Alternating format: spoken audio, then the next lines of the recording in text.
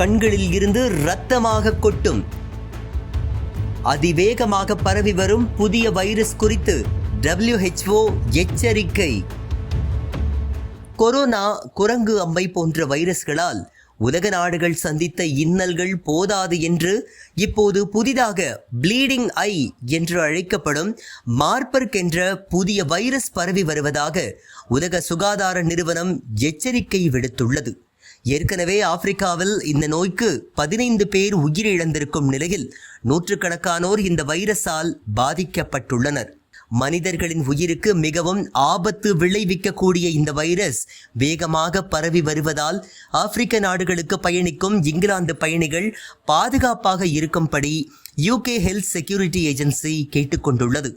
ஏனெனில் இந்த virus Burundi, Brazil, Bolivia, மத்திய ஆப்பிரிக்கா, காங்கோ, காபோன், உகாண்டா மற்றும் கென்யா ஆகிய ஆப்பிரிக்க நாடுகளில் வேகமாக பரவி வருகின்றது. சமீபத்தில் உகாண்டாவில் இருந்து லண்டன் திரும்பிய நபருக்கு ப்ளீடிங் ஐ வைரஸ் பாதிப்பு இருப்பது கண்டறியப்பட்டுள்ளது.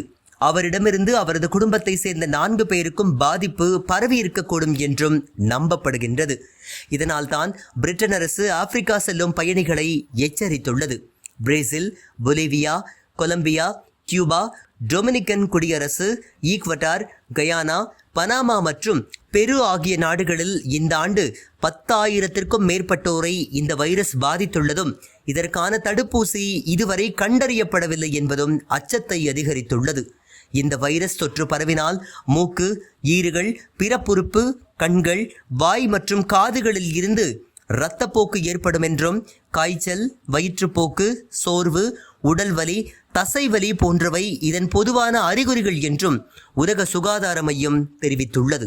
இந்த வீடியோவை உங்களுக்கு வழங்கியது www.aliaonlinestore.com. இந்த இணையதளத்தில் நீங்கள் ட்ரை ஃப்ரூட்ஸ், நட்ஸ், அதே மாதிரி குழந்தைகளுக்கு தேவையான டாய்ஸ் உள்ளிட்ட பல பொருட்களை நீங்கள் வாங்கிக்கலாம். ஒரு தடவை இந்த இணையதளத்தை விசிட் பண்ணி பாருங்கள்.